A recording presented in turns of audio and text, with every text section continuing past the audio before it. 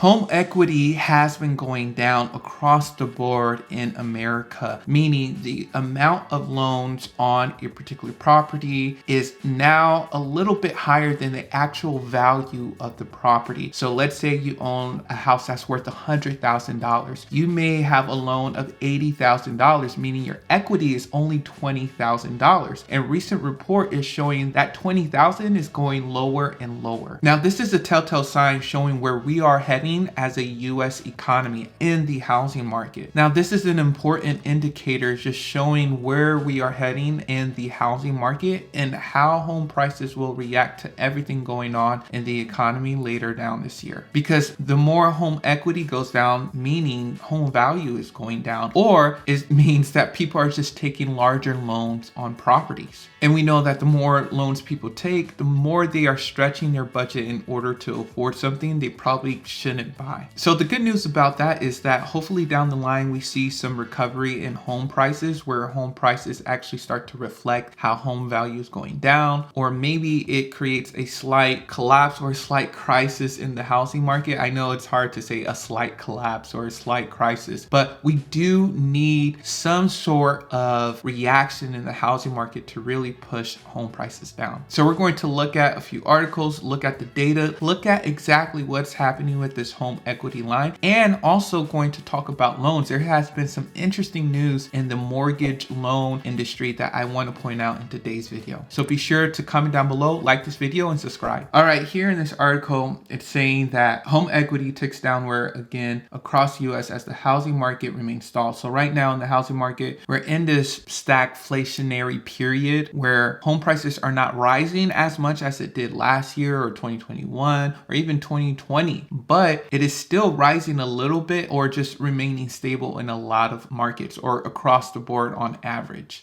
So here it's saying that 47.2% of mortgage residential properties in the US were considered equity rich in the first quarter, meaning that the combined estimated amount of loan balances secured by those properties was no more than 50% of their estimated market values. All right here, and then the second part is the portion of mortgage homes that was equity rich in first quarter 2023 decreased slightly from 48% in the fourth quarter of 2020, while that remained close to twice the level of just 3 years ago. The drop off in the first 3 months of 2023 marked the second straight quarterly decline following 10 consecutive gains. The report found that the portion of equity-rich mortgage payers went down from the fourth quarter of 2022 to the first quarter of 2023 in 32 states around the US. So let me just break that down. Essentially what they're saying is that loans or people that have 50% or more equity in their property, so going back to a home price of $100,000, people who have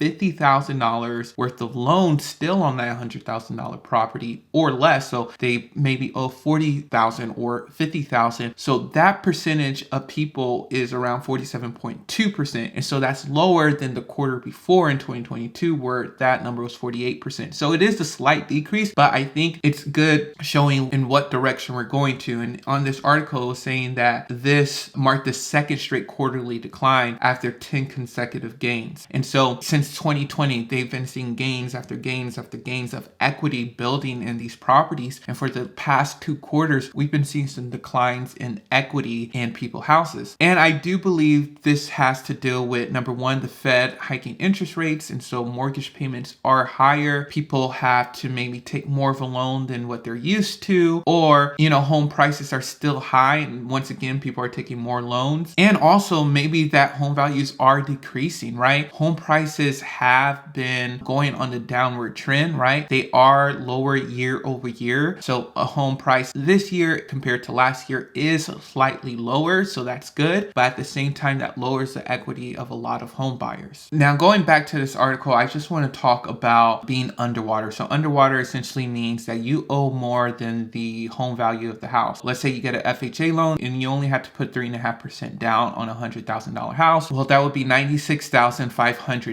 loan on that property. But now that home prices are dipping lower, they're down maybe 5-10% in your area. Now that home is worth around $90,000, but you still have a loan of $97,000 on that property. So you are now technically underwater on that property, where if you try to sell that property, you would have to end up bringing money on the table. And so we're seeing more and more of that across the nation. So some of the biggest areas that's affected by it is like the Midwest and the South, again, had the top 10 states with the highest shares of mortgage that were seriously underwater. The top 5 in the first quarter of 2023 was Louisiana, Missouri, Illinois, Iowa, and Kentucky. But, it's still not a huge issue yet. I think later down this year, we'll see more and more of those type of issues brewing in the housing market. All right, so the next thing that I want to talk about relating to the housing market and everything is about loans. So lock volume falls despite marginally lower rates as reluctant buyers face continuing inventory shortage. So this article is essentially saying that people who lock their mortgages in when they're trying to buy a house, that stat of locking your mortgage in, the amount of people doing that has gone down. Maybe people are thinking that the Fed will stop hiking up interest rates and interest rates are actually going to go lower. And so they don't need to lock in an interest rate now because it may be lower later down this year. Or another thing is that a lot of people are just being pre-qualified for a loan, but they're just still out there searching out the market to see if they actually do want to buy a house. So right here it showed a 30-year conforming rates dipping below 6.25% in the first week of April before finishing at 6.45% for an average of 6.38 for the month, 17 basis points lower than March average. So there has been lower rates, okay? The refi share of lock volume dipped 13% to 12.8, setting a new floor for refi production. Refi share of lock volume, so essentially people doing refinances, have gone down. Purchase lock were down 45%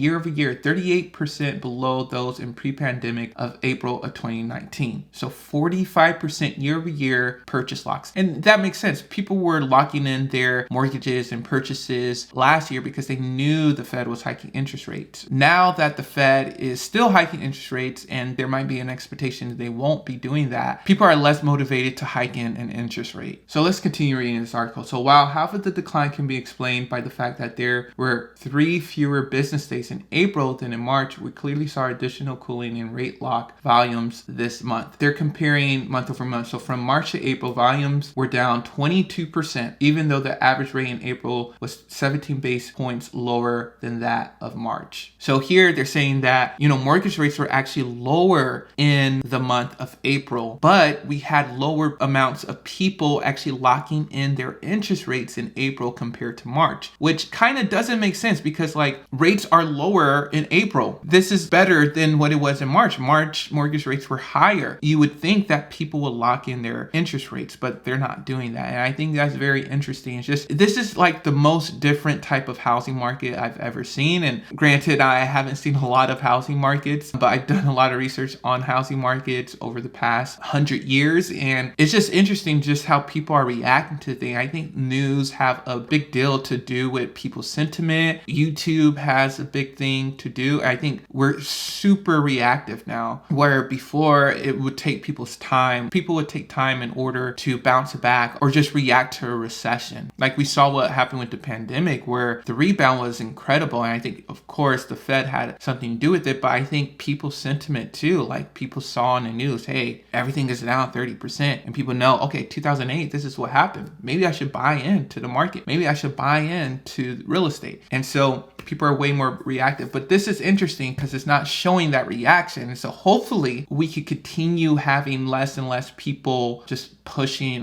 pumping the housing market. And just right here is to say home buyers are waiting on the sidelines for more favorable rates before locking, which makes sense. There has been whispers of the Fed actually even cut, which will lower mortgage rates even. You all let me know down below. I talked about 2 different aspects of the market, just what's going on. One, about loan locks, how people are not locking in because why do they need to lock in when it's already high? It may even go higher. So what's the interest rate? And then we talk about equity, how equity has been across the board in America.